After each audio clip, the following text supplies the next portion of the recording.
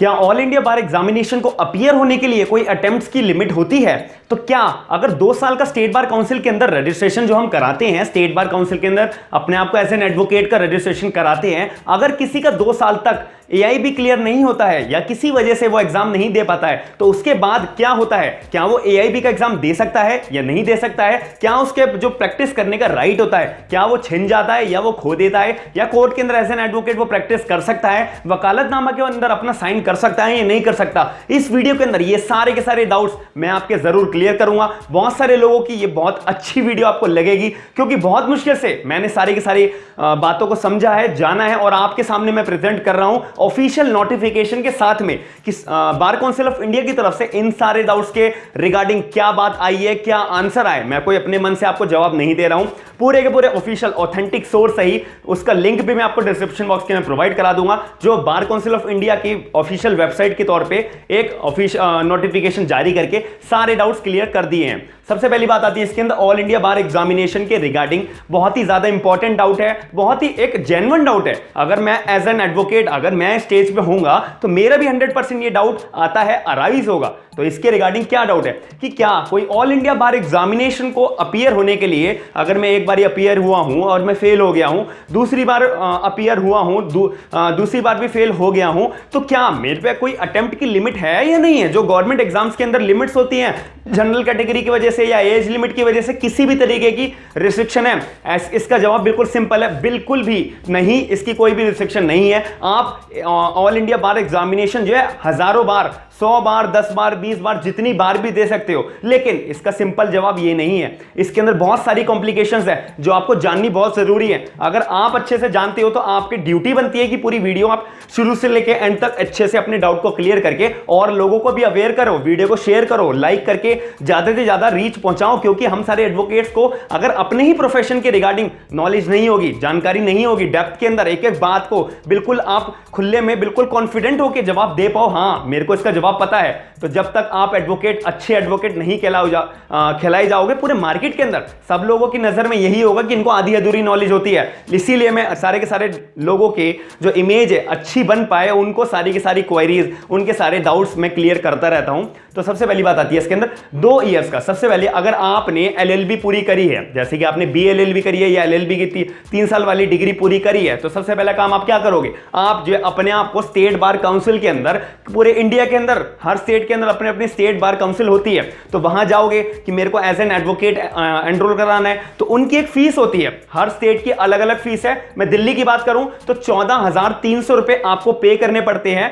अपने आप को, अगर स्टेट बार काउंसिल के अंदर एज एन एडवोकेट के तौर पे आपको एनरोल कराना है तो। और 1,000 रुपए का एक अलग फॉर्म होता है, वो आपको फिल करना होता है। टोटल 15,300 रुपए दिल्ली के अंदर स्टेट बार काउंसिल के अंदर एज एन एडवोकेट अपने आप को रजिस्टर कराने की फीस लगती है। अब वो जो आप रजिस्टर कराओगे तो वो रजिस्ट्रेशन आपका सिर्फ 2 साल तक के लिए वैलिड होता है। किसी भी स्टेट बार काउंसिल के अंदर करा लो, मैं तो सिर्फ आपको दिल्ली का रजिस्ट्रेशन का रेट बता रहा हूं। तो आप पूरे इंडिया के अंदर किसी भी स्टेट बार काउंसिल के अंदर रजिस्ट्रेशन कराओगे तो आपको उनकी तरफ से आफ्टर द रजिस्ट्रेशन कराने के बाद एक एनरोलमेंट नंबर दिया जाता है। जैसे कि दिल्ली अगर आपकी स्टेट है तो आपके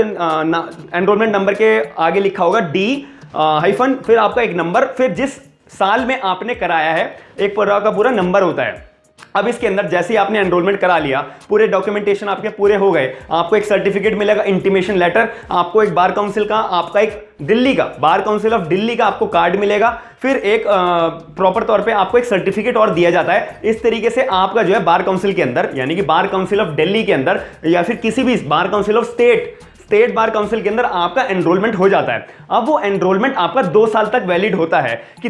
2 साल तक अगर आपने ऑल इंडिया बार एग्जामिनेशन का पेपर क्लियर नहीं करा है तो आपका जो स्टेट बार काउंसिल के अंदर रजिस्ट्रेशन है वो कैंसिल हो जाएगा। इसका मतलब ये होता है कि आपके पास जो अथॉरिटी 2 साल तक दी गई है कोर्ट के अंदर प्रैक्टिस करने की, तो वो खत्म हो जाएगी। अब ये बहुत ज्यादा कंफ्यूजन हो गई है। अब इसका सिंपल जवाब इसका ये होता है कि आपने जब एलएलबी करी है तो आप स्टेट बार काउंसिल के अंदर एज एन एडवोकेट आपको रजिस्टर कराओगे। आपके जितने भी जो सी भी स्टेट में आप रहते हो तो आपके घर के पास या आपकी पर्टिकुलर स्टेट के अंदर भी एक स्टेट बार काउंसिल होती है, वहां पे आप जाओगे एज एन एडवोकेट, अपने आप को रजिस्टर कराओगे।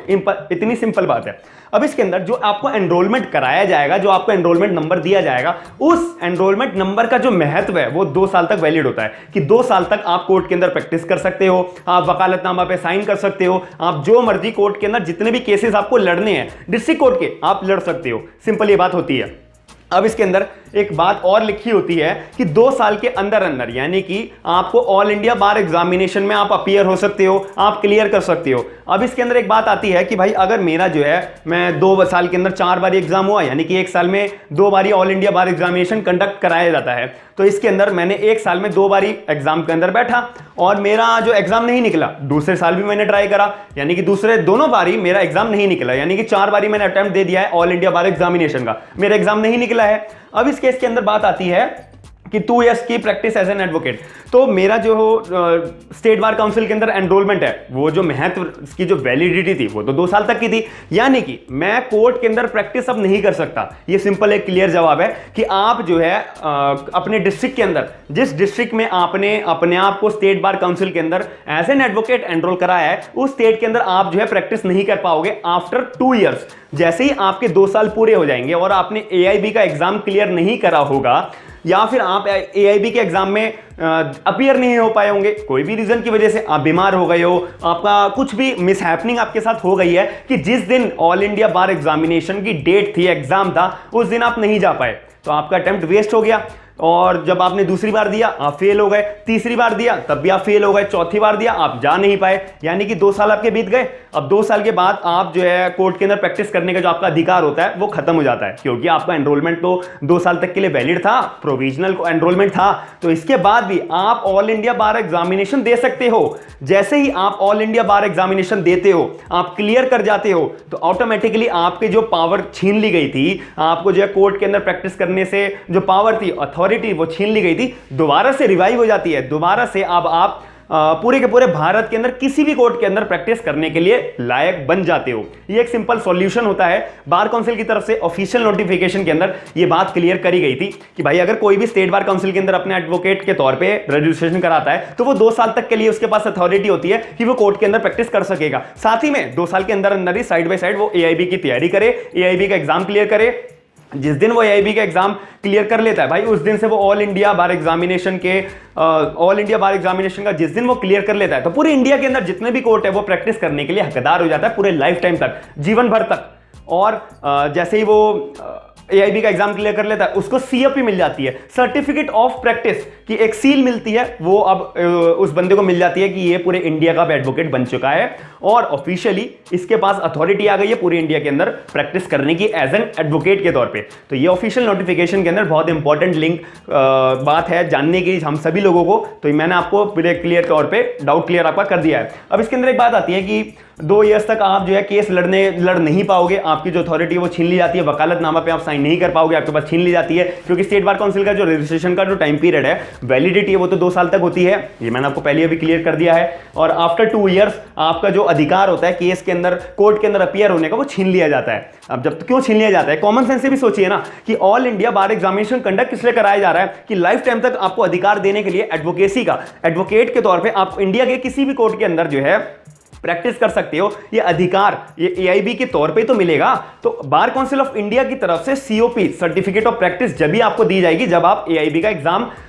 दे पाओगे और क्लियर कर पाओगे। तो मेरा कहने का मतलब ये था कि आपको पूरी की पूरी वीडियो के अंदर 2 बातें आपको ध्यान रखनी है। स्टेट बार काउंसिल के अंदर जब आप रजिस्ट्रेशन कराओगे, आपके ऊपर वैलिडिटी 2 साल तक की होगी, 2 साल तक आप कोर्ट के अंदर प्रैक्टिस कर सकते हो। सिंपल पहली बात। अगर आप 2 साल के अंदर अपना AIB का एग्जाम निकाल लेते हो तो और बहुत बढ़िया बात है। वैसे तो ज्यादातर लोग 99% लोग जो है 2 साल के अंदर AIB का एग्जाम एक ही अटेम्प्ट में निकल जाता है, वैसे तो कोई इशू नहीं आता, फिर भी बहुत rarest of the rare case की मैं बात कर रहा हूं, 2 साल तक भी हर कोई बच्चा निकाल लेता है। अगर मन में क्वेश्चन आ रहा होगा कि 2 साल तक मेरा AIB नहीं निकला तो मैं क्या करूंगा, तो आपकी AIB की लिमिट नहीं है, कोई भी अटेम्प्ट की कोई लिमिट नहीं है, आप अनलिमिटेड टाइम एआईबी का एग्जाम दे सकते हो। बस एक छोटी सी बात आपको ध्यान रखनी है कि आपको अपने डिस्ट्रिक्ट के अंदर, जिस स्टेट बार काउंसिल के अंदर आपने रजिस्ट्रेशन कराया है, तो उस स्टेट के अंदर जितने भी डिस्ट्रिक्ट कोर्ट हैं, तो आप वहां पे अपीयर होने का अधिकार 2 साल के बाद आपका खत्म हो जाता है, आप खो चुके होते हो। जैसे ही आपने एआईबी एग्जाम क्लियर करा, उसके बाद आप दोबारा अधिकार ले लो, और बल्कि पूरे इंडिया के अंदर किसी भी कोर्ट के अंदर प्रैक्टिस करने का एज एन एडवोकेट के तौर पे अधिकार आपको मिल जाता है। ये सिंपल बात आपको समझनी है। मैंने इसमें यहां पे एक लाइन में लिखी है, एआईबी हैज अनलिमिटेड अटेम्प्ट्स